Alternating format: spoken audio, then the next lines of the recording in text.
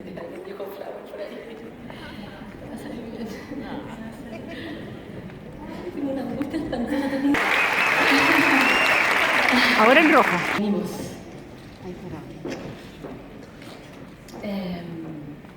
Gracias a todos por estar aquí. Gracias Eduardito. ¿Dónde está Eduardito? No me he perdido. Ahí está. Gracias Eduardo por la invitación. Mi ponencia trata de una investigación que yo he hecho del cáncer de mama desde el año 2000. Yo les voy a ir contando en forma cronológica para que vayan un poco viajando conmigo en cómo fui haciendo todo esto. El año 2000, yo estoy en la terapia floral del año 1996. El año 2000 me invitaron a formar parte de un grupo de apoyo de mujeres con cáncer de mama del Hospital de la Seguridad del Paraíso, un hospital de salud pública. Y para mí fue un regalo del universo, de Dios, de todo, de Alá, de Buda, que llámenlo como quieran, porque yo necesitaba como entregar todo lo que las flores, la terapia floral del Dr. Bach me había ayudado a mí por la razón que yo entré a la flor. Desde el año 2000 hasta el año 2009 fui una vez al mes, los últimos viernes del mes, y atendía un universo entre 15 y 22, 25 personas, así todo el día, porque era el único día que yo podía hacer esto, porque yo vivo en Santiago. Soy Viña Marina, pero vivo en Santiago.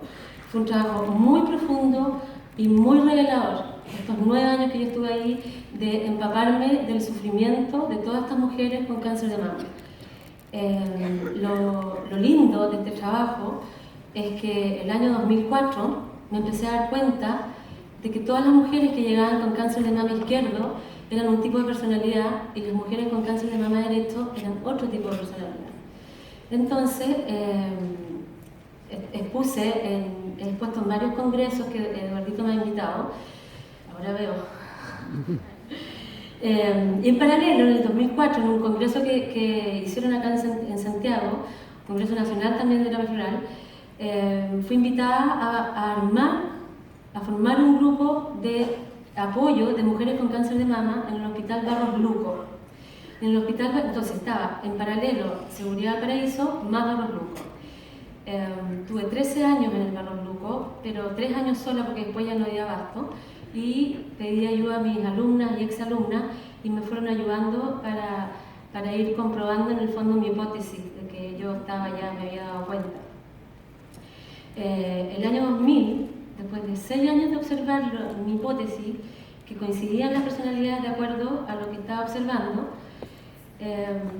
decido y pido al universo, yo le pido mucho al universo, que se me abra la posibilidad para hacer un servicio en hogares de niñas sacadas de sus hogares por violencia intrafamiliar. En el fondo primero que nada, para demostrar la eficacia de la terapia floral y por otro lado, para prevenirles un cáncer de mama a las niñas, porque tenía que ver un poco con mi hipótesis. Y bueno, en ese periodo ustedes saben que el universo, cuando uno le pide del alma, el universo responde. Llegó mi consulta la ex directora regional de la región metropolitana del Senam. Uno pide y las sincronizaciones cómo se van dando. Y le hablo de la idea que tenía de hacer esto y me contacta con una de las directoras del hogar de María Ayuba, Nancy Soto, que lamentablemente no pudo estar hoy día, y me invita a una reunión para que les explique todo en qué consistía el trabajo que yo quería hacer con ella. Y el objetivo de esta investigación,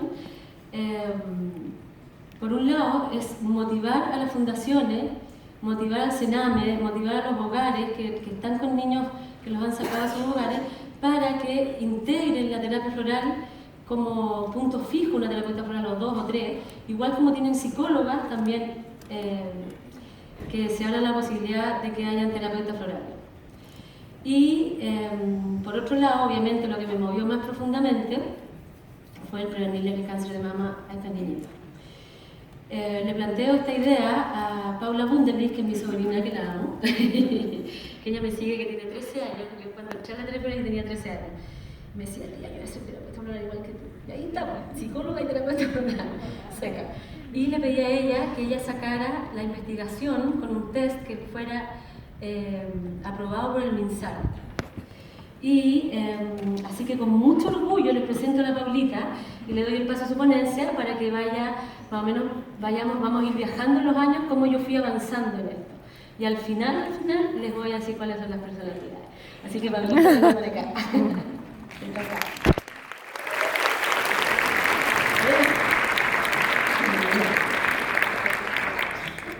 Hola, ¿qué tal? ¿Cómo están?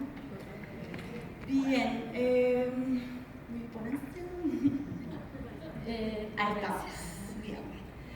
Bueno, estoy acá para mostrarles este lindo trabajo que hemos hecho. Principalmente mi objetivo acá es incentivarlos a todos ustedes a que puedan seguir este camino que hemos emprendido nosotras con muchísimo entusiasmo. Entonces, vamos a mostrarles más o menos lo que ha sido la investigación que hicimos en María Ayuda, que la hicimos en el año 2011. Primero que nada, nuestro primer objetivo fue poder acercar la terapia floral al método científico. Nosotros acá todos estamos bien convencidos de cuál es la efectividad de las flores, lo podemos sentir en nosotras mismas, lo podemos ver en nuestros pacientes, pero creemos que es súper importante para seguir difundiendo esto, hacer un encuentro entre lo que ya sabemos y el método científico. Entonces, el escepticismo de muchos y la vocación de servicio nos inspiraron para poder poner en marcha una investigación que fuese rigurosa. Para eso, entonces, utilizamos como herramienta la psicometría, ¿no? Que es la rama de la psicología que busca medir y con esto predecir y poder también extrapolar los resultados. Entonces, nuestra gran pregunta fue, ¿cómo podemos medir el impacto de la terapia floral con el menor sesgo posible? ¿Ya? La idea era poder hacerlo lo más riguroso y científico. Entonces, para esto llegamos a una investigación cuantitativa experimental con un diseño longitudinal panel con doble ciego. Y mucha paciencia, claro. ¿Qué significa esto? Suena como difícil, ¿no? La conclusión que llegamos cuando estábamos formando este proyecto es que necesitamos hacer una investigación donde pudiéramos comprobar los resultados de manera eficaz. Entonces, la única manera que podíamos hacer esto es dividiendo a las niñas en dos grupos equivalentes. La mitad iba a recibir terapia floral y la mitad iba a recibir placebo. No sé si ustedes conocen otras experiencias, pero al parecer esta sería una de las primeras, al menos en nuestro país, donde lo hacemos de esta manera. Entonces, la clave principal de este mecanismo de investigación es que nadie sabe quién es quién. Esto es lo que en ciencia se llama el doble ciego. Entonces, como sale en nuestra imagen ahí, ni las terapeutas, ni las niñas, ni nadie sabía quién estaba tomando flores y quién estaba tomando placebo. Con eso evitamos un montón de sesgos. ¿Cómo diseñamos nuestra investigación? Y quiero aquí, por favor, al igual que el expositor anterior, les vamos a mandar toda la información. Lo que yo quiero es que me copien el trabajo, principalmente. Entonces, aquí están todos los pasos que nosotros hicimos. Primero, trabajamos con la niña María Ayuda y las separamos en dos grupos. El grupo experimental sería la que va a recibir flores, el grupo control recibe placebo. Para separar a las niñas en dos grupos, hicimos dos criterios de equiparación, de edad y descontrol de impulso, y entonces tenemos dos grupos equivalentes. El diseño longitudinal panel significa que en el fondo hacemos una medición previa, luego hacemos una intervención y luego medimos otra vez para comparar los resultados. Entonces, en la medición 1 aplicamos un test que se llama SDQ, que es un test súper extendido en el mundo, súper reconocido, para conocer la situación inicial de todo el grupo. Luego, en el periodo de intervención, asistieron terapeutas de nuestra escuela, 13 de ellas, en 3 ocasiones, a evaluar a las niñas. En este caso es importante destacar que las terapeutas tenían la indicación de no intervenir realmente. Lo que nosotros queremos es ver el efecto puro de las flores y no de la intervención del terapeuta en sí. Entonces, en este periodo las niñas tomaron flores o placebo durante 3 meses. Luego de estos 3 meses hicimos una segunda medición, aplicamos el mismo test para luego comparar estadísticamente los resultados. Entonces, las niñas, nuestro grupo. Primero, para proteger la identidad de las niñas, esta imagen es solo referencia. Niñas de entre 5 y 17 años, un promedio de 11 años, todas provenientes de familias vulnerables, víctimas de abuso o negligencia, institucionalizadas en el Hogar María Ayuda de Maipú, y al comienzo del inicio eran 53 niñas y al final quedaron solamente 36, por distintas razones, porque salieron de la institución, algunas se escapan, algunas terminan ya y pueden volver a sus hogares, pero ese es el hecho. Teníamos un nene de 53 al comienzo y un nene de 36 al final. Las terapeutas, todas de nuestra escuela, 13 terapeutas estuvieron presentes, algunas de ellas están acá. Todas alumnas en práctica o tituladas de la escuela, y ellas estaban encargadas principalmente de recopilar la información de cada niña con unas fichas especiales que preparamos para que estuviera todo bien estandarizado, para que fuera todo bien ordenado. Al final de las evaluaciones determinamos una combinación de ciencias florales que iba a ser similar para todas, porque las temáticas principales en estos contextos son más o menos las mismas. El instrumento que usamos es el test SDQ. Este es un test que está abierto a toda la comunidad científica, ustedes pueden acceder a él, ahí abajo está la página web, es un material gratuito.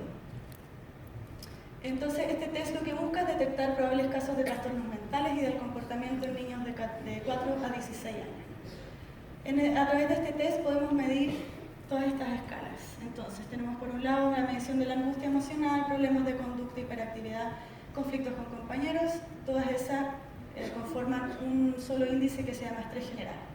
Y además tenemos un índice positivo que es el de conducta prosocial, es decir, cuánto las niñas están capacitadas para funcionar de manera positiva en sus contextos sociales. Y luego también tenemos otros indicadores que este test nos arroja qué tanto es el riesgo de que estas niñas desarrollen un diagnóstico cualquiera o específicamente un trastorno emocional de hiperactividad o conductual. Entonces, nuestros resultados. Primero que nada les quería mostrar esto como en términos generales, como para que puedan ver gráficamente y en colores antes de ir a los números duros. Tenemos en la primera, al lado izquierdo, las primeras evaluaciones, al lado derecho la segunda evaluación. Por lo tanto, ya en términos de colores pueden ir viendo que hubo una mejora general, ¿no? Se ven mucho menos indicadores rojos, naranjos al lado derecho. Esto ya nos da un primer approach. Entonces, estadísticamente, ¿qué podemos decir? Primero podemos decir que todas las niñas mejoraron significativamente. Esto, obviamente, para nosotros es una buena noticia, pero estadísticamente quizá no tanto, porque en realidad no se ve una diferencia demasiado grande entre las que recibieron flores y las que recibieron placebo. Entonces, bueno, hay interesante la información, pero habría que ir más profundo, ¿no? Para poder encontrar más diferencias. Pero aquí ya vemos una diferencia significativa, o sea, todas mejoraron. La angustia emocional cambió de una forma bastante interesante, porque si ustedes pueden ver ahí, las que tenían una angustia emocional más alta aumentaron. Vale decir acá, destacar que la evaluación, la respuesta de los test, la niña la evaluaron las cuidadoras, o sea, el test no lo respondían las propias niñas, sino las cuidadoras. Entonces lo que vemos es que la emoción en realidad no sabemos si empeoró, lo que sí sabemos es que se hizo más visible, o sea, las cuidadoras la pudieron percibir mucho más. Los que trabajamos con flores sabemos que esto es efectivamente un objetivo de la terapia floral, por lo tanto es bastante interesante ver que la emocionalidad se hizo más visible. En la conducta también hubo cambios bastante significativos, ¿ya? Y vemos mejoras, por ejemplo, las dificultades de la conducta normal aumentaron bastante y los que tenían dificultades muy altas también disminuyeron bastante. El riesgo de presentar un trastorno emocional disminuyó considerablemente. Aquí podemos ver cómo las que estaban con un riesgo medio disminuyeron casi a la mitad, o más de la mitad, y las que tenían un riesgo bajo aumentaron mucho. ¿Cómo se distribuyeron estos datos? Las 9 niñas pasaron del riesgo medio al riesgo bajo, solo 3 pasaron al riesgo alto y las demás se mantuvieron en el medio. Por lo tanto, esto estadísticamente es bastante interesante de observar. En este caso, la precisión del dato se acerca a la significancia estadística. Los que manejan un poco conceptos de la psicometría Sabrán que esto en el fondo no lo podemos decir con una certeza del 100%, pero probablemente si tuviéramos un N más grande, o sea, si tuviéramos un grupo de investigación más grande, lo más probable es que veríamos esto con una significancia estadística clara. Ahora viene la parte más interesante, y es que personalmente en la escuela teníamos una hipótesis bien interesante. Yo siempre he sentido que cuando una persona toma flores, las personas que vienen más graves, las que entran a la terapia sintiéndose peor, es como que se vieran los resultados más rápido o más intensos o más evidente. No sé si ustedes lo han notado en sus consultas, ¿cierto? Wow. Entonces lo que hicimos fue meternos en el grupo de las niñas que entraron al estudio sintiéndose peor, es decir, las que en la escala de estrés general puntuaron más alto. Centramos ahí nuestra mirada y vimos qué pasó ahí. Y entonces fue aquí donde encontramos la diferencia significativa entre el grupo experimental y el grupo control. Aquí se vio una diferencia radical. Las niñas que tomaron placebo no cambiaron, las niñas que tomaron flores cambiaron muchísimo. Y aquí lo podemos ver en un gráfico que lo representa muy bien. Entonces, en este grupo de las niñas con mayor estrés, el riesgo de presentar cualquier trastorno en las niñas disminuyó, en las niñas que tomaron flores, disminuyó en un 42%, mientras que las niñas que tomaron placebo mantuvieron el riesgo exactamente igual. Esto es muy significativo estadísticamente, es súper importante y en el fondo lo que nos dice es que investigar de esta manera vale la pena. Vamos a encontrar resultados y podemos llegar a cosas muy interesantes, muy buenas. Entonces, las niñas que tomaron esencia disminuyeron 42% el riesgo de presentar un diagnóstico cualquiera. En este mismo grupo, las niñas disminuyeron bastante el riesgo de presentar un trastorno emocional en específico. Y acá podemos ver cómo el grupo placebo, que es el azul oscuro, no solo mantuvo, sino que aumentó un poco el riesgo de presentar un trastorno, mientras que las niñas que tomaron flores disminuyeron este riesgo en un 27%, o sea, un tercio, lo que también es significativo. Entonces, como conclusión, las niñas que tomaron terapia floral disminuyeron significativamente este riesgo, mientras que las que tomaron placebo lo mantuvieron. Además, podemos decir que las niñas que tomaron flores, que las que estaban peor al comienzo, cambiaron más y más rápido que las niñas que tomaron placebo. Bueno, queremos agradecer a la Fundación María Ayuda por habernos permitido trabajar con ellos. Aquí tenemos a Nancy Soto, la directora del hogar de ese momento. Tenemos a Marcela, nuestra directora. Paula de la Cerda, que ya la mencionó Marce, que también nos ayudó a entrar en esto. Aquí tenemos los nombres que eran un poco... Tenemos todas las terapeutas voluntarias, tenemos algunas acá presentes, les aprovechamos de agradecer. Y como les decía, el principal objetivo de esta presentación es invitarles a ustedes a que repliquen esto. No es difícil, o sea, requiere trabajo, requiere paciencia, requiere gente que esté motivada a participar, a seguir haciendo cosas, pero se puede hacer, los efectos y los resultados se pueden ver. Por favor, motívense. Yo sé que todos acá estamos convencidos, pero tenemos un montón de otra gente que seguir convenciendo para que esto se siga difundiendo. Así que las invitamos a replicar la experiencia. Si alguna de ustedes se quiere acercar a nosotros después del congreso para conversar, para participar, para generar nuevos proyectos, por favor, toda bienvenida. Queda muchísimo por hacer. Muchas gracias.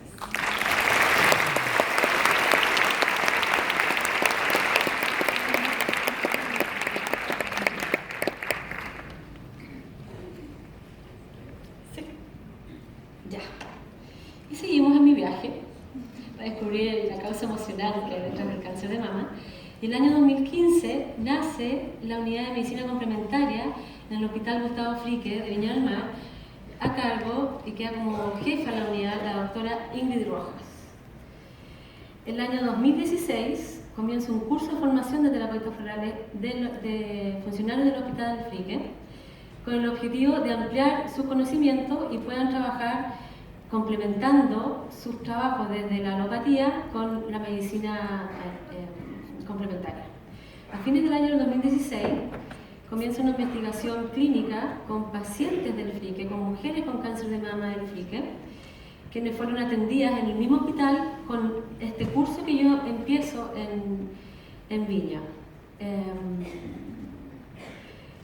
Y la investigación estaba dirigida, o sea, obviamente que pasaron cosas con las flores, que bajaron varios síntomas adicionales al cáncer de mama, pero mi objetivo de esta investigación era dar con la personalidad de la mujer con cáncer de mama.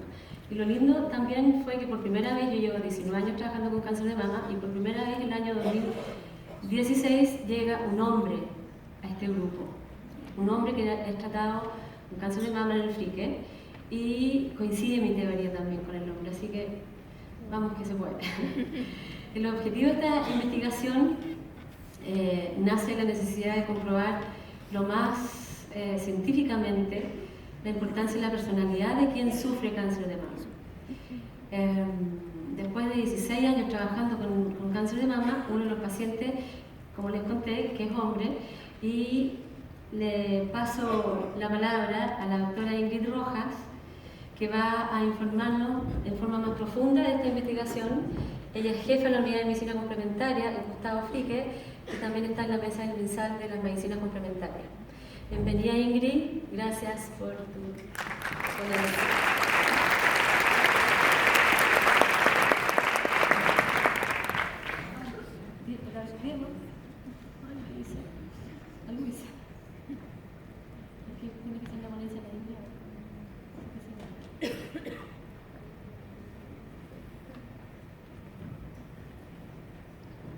La ponencia de Ingrid en este momento.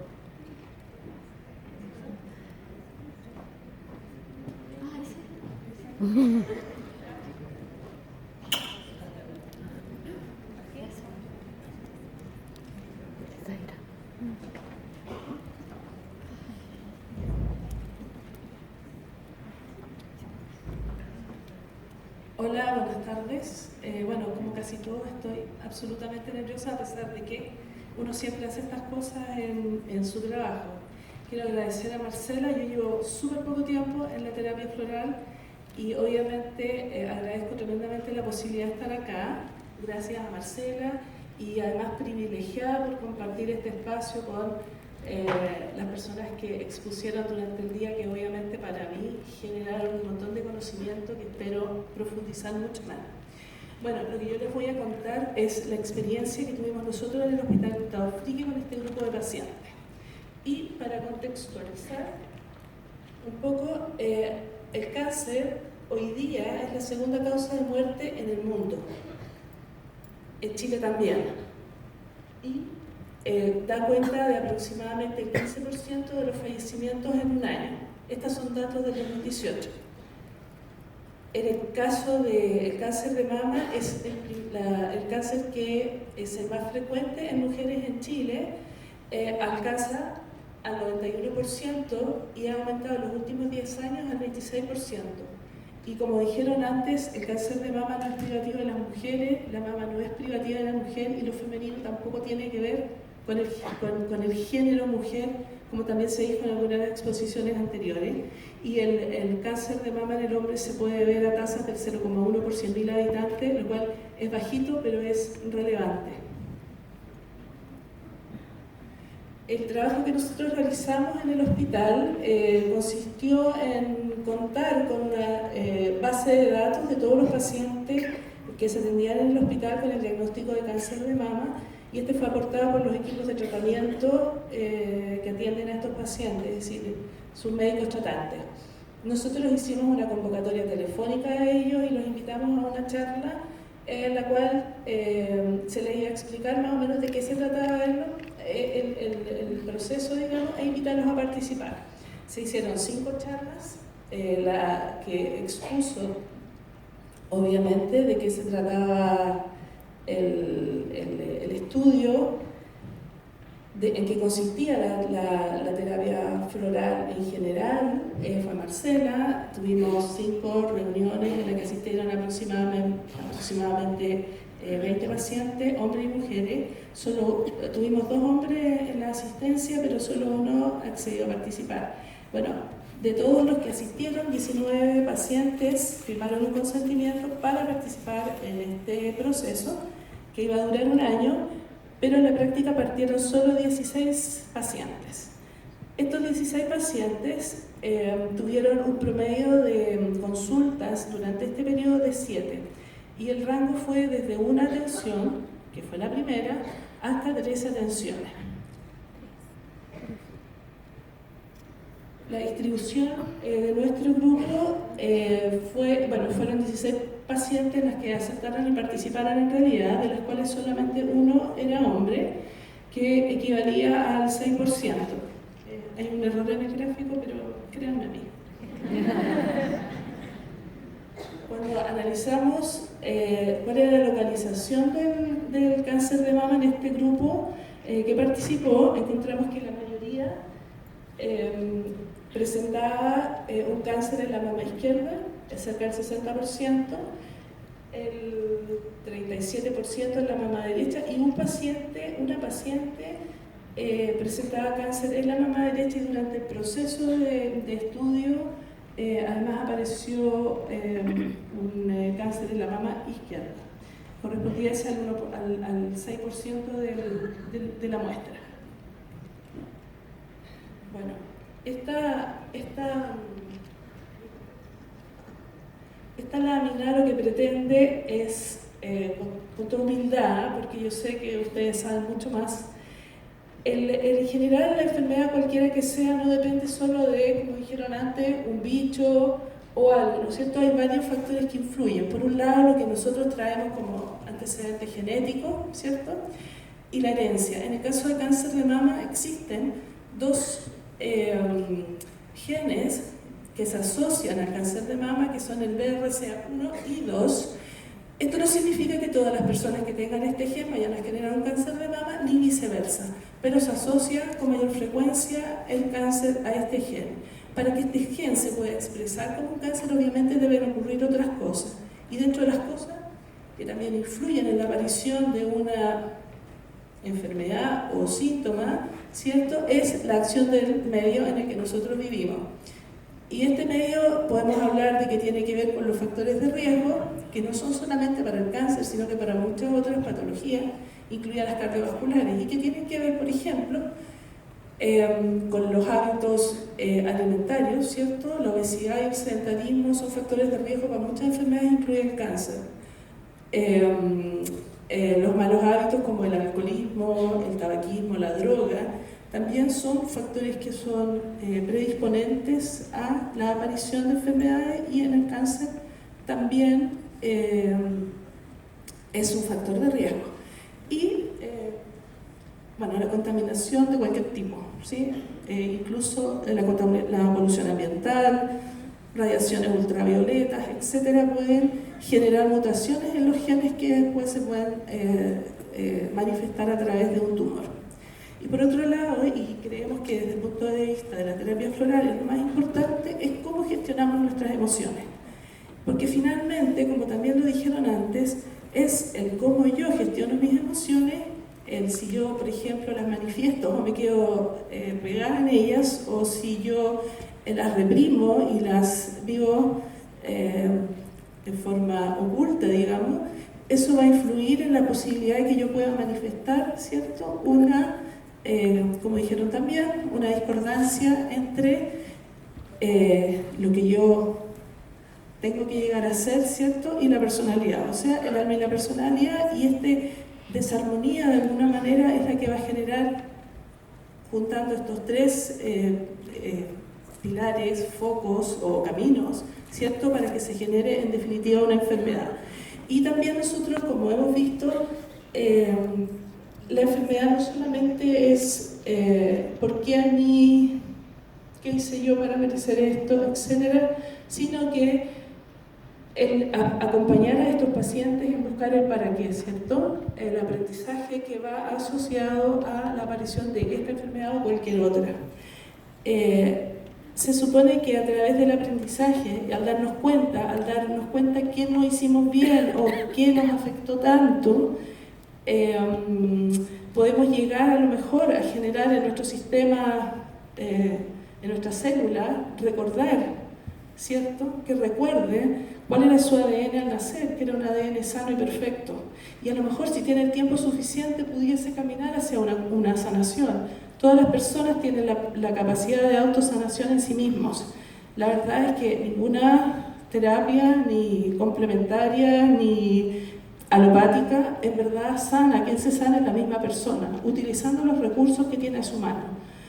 La medicina alópata, la mía, digamos, y también las medicinas complementarias, la terapia floral, que ahora también es mía. Bravo.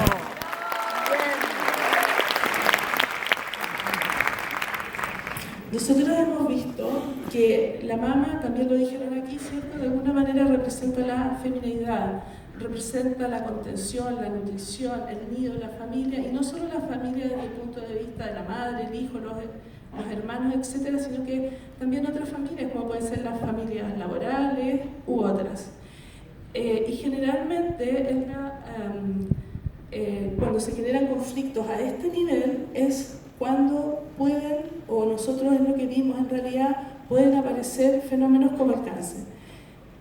Los conflictos que nosotros que vimos un poco en nuestras pacientes y que hemos visto más por otros antecedentes, ¿cierto? Biodecodificación, todo lo demás, tienen que ver con conflictos de abandono, conflictos de abuso, separaciones dramáticas, etc. Y cuando no sabes llevar o no tienes cómo llevar esa carga, ¿cierto? Ese dolor vivido en silencio, es cuando nosotros vemos que se generan este tipo de patologías como es el cáncer.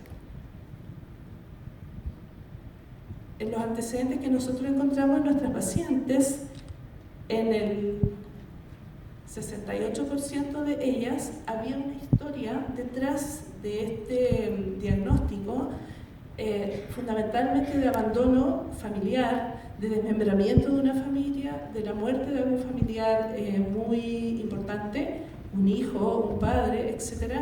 Y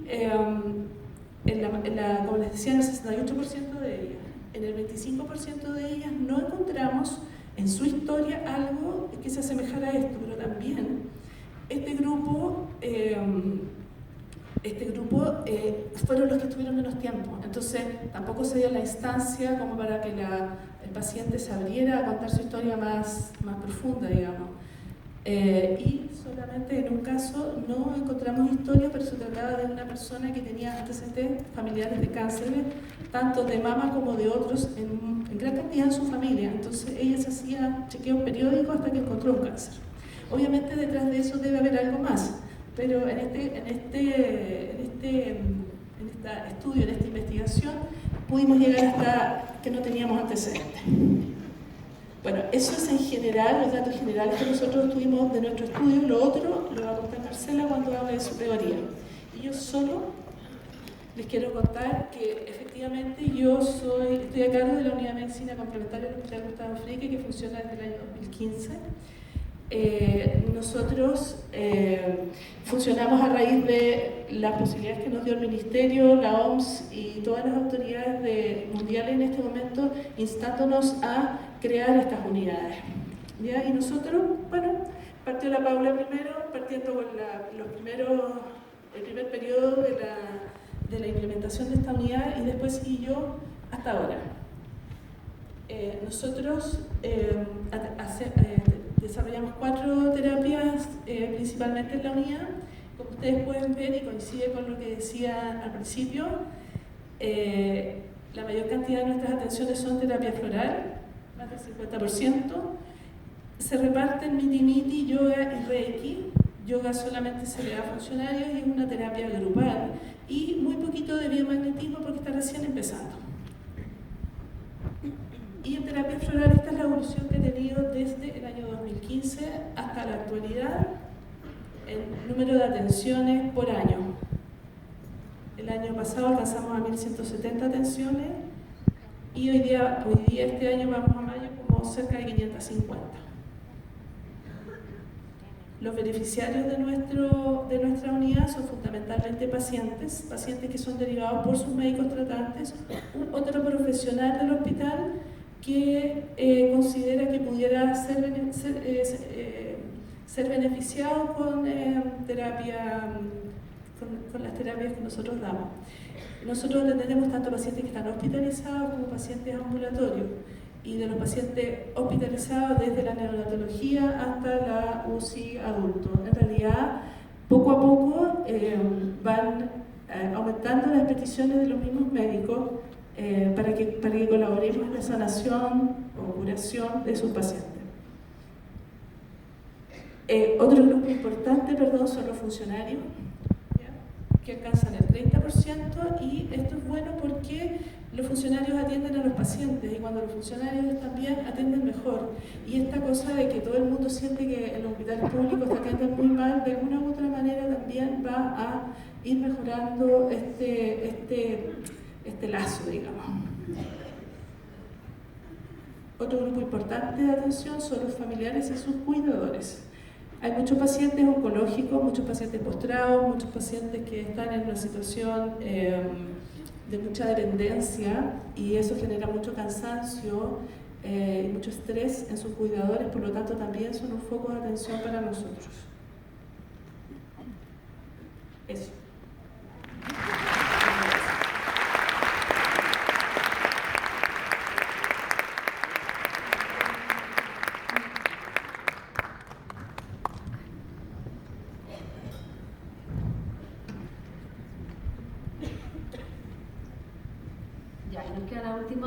El último trayecto de todo este camino de 17 años investigando el cáncer de mama. El año 2018 comencé un nuevo curso en Viña. Yo tengo que dejar mis raíces laterales en Viña porque soy Viña Marina. Y invité a una de mis alumnas del curso, que es Cecilia Valdivieso, para que diera su mirada desde la psicología transpersonal, en lo que vivieron mujeres de este grupo. Cecilita, bienvenida. ¿Vas a hacerlo allá o acá? Allá. Hola, ¿se escucha? Sí. Está encendido. Bueno, voy a estar un poco fome, voy a hacer la exposición desde acá porque tengo una esguince en la rodilla derecha.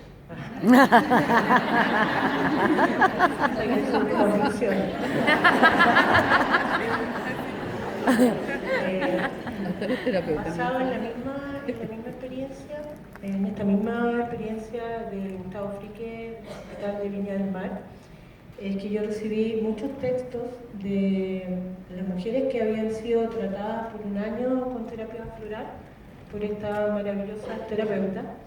Y lo que hice fue como un análisis fenomenológico que se acercara lo más posible a sus sentires. Traté de plasmar los testimonios tal y como me llegaron. Bueno, antes de eso, algo que no hice ahora fue agradecer también a Marcela por el hecho de confiar en mí y haberme incluido.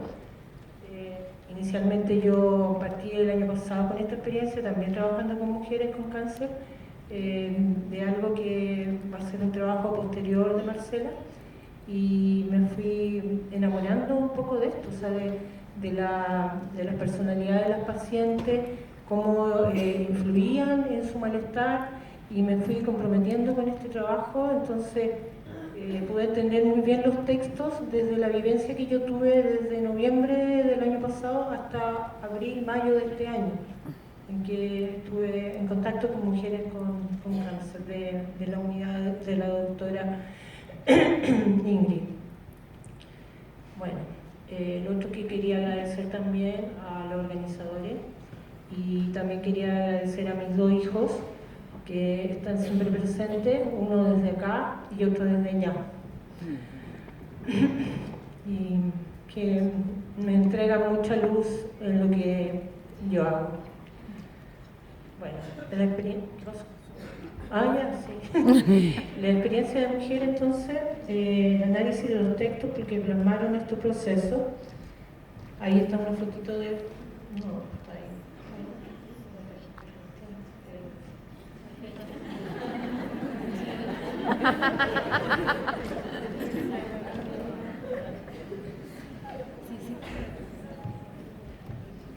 Bueno, ahí está una fotito de los textos. Entonces, hice una selección un poco basado en los textos que eran más significativos que emergían, de los discursos que se repetían, y aunque el orden era arbitrario, traté de plasmar, digamos, lo que más tenía relación también con las teorías del Dr. Bach, y que eran a la vez los temas que más se repetían. Acá está la primera dimensión que se repetía, de sentido que se repetía mucho, es agradecimiento por el hacer de las terapeutas.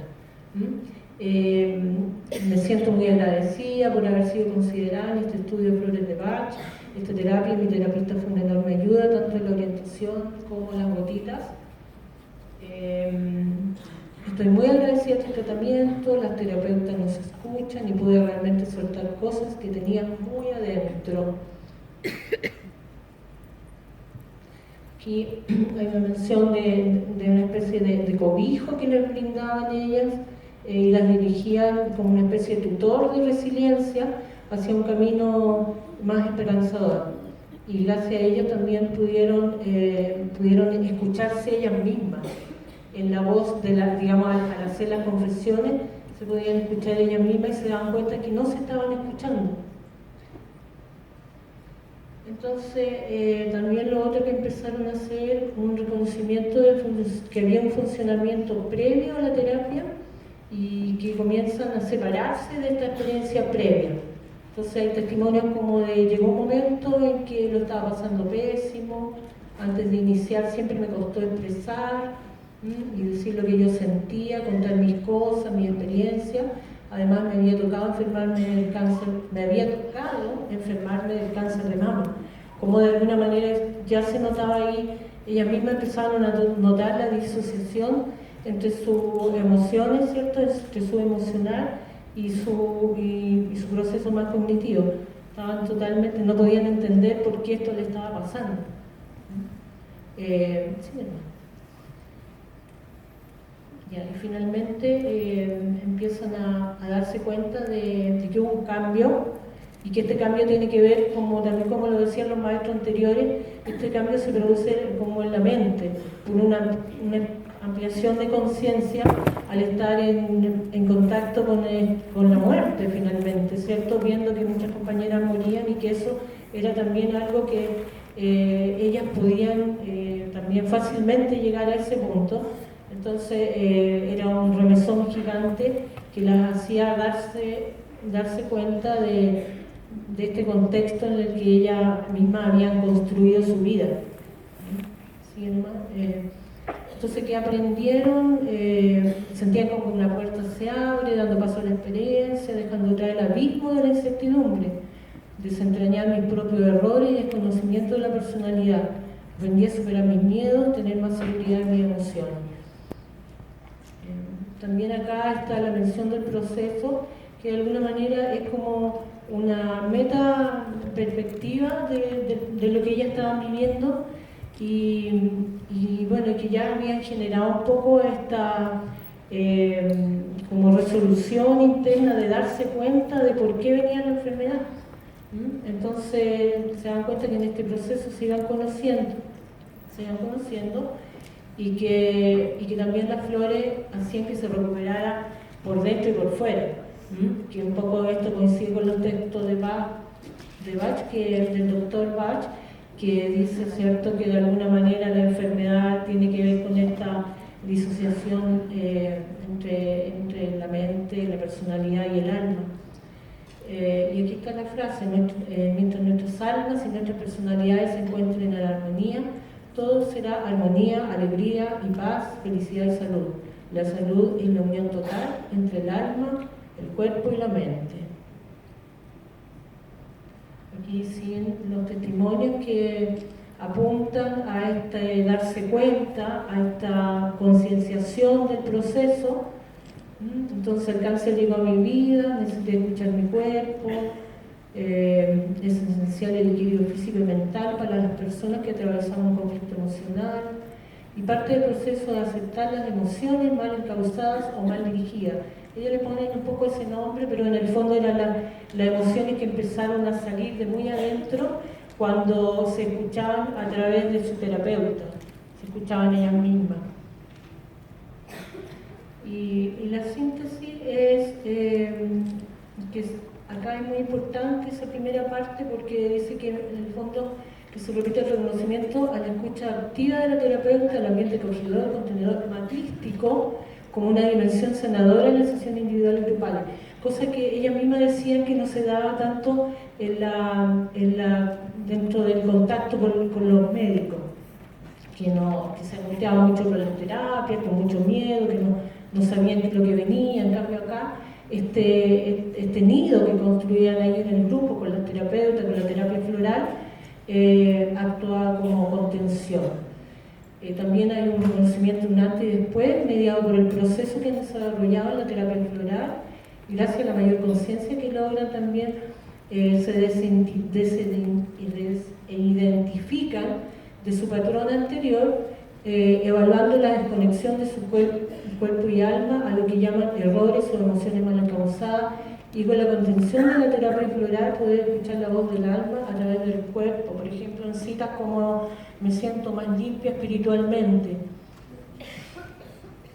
Y finalmente acá lograr tener una visión de la enfermedad menos personal, abriéndose a la comprensión de la enfermedad como una violencia de lo femenino arquetípico, porque bueno, que también había hombres que también se estaban viviendo esas mismas vivencias. Entonces en el grupo se dan cuenta también que esto no le ocurría solo a mí. Sus sentires ilustran también el cáncer de mama desde la terapia floral como un dolor vivido en silencio. Siempre me costó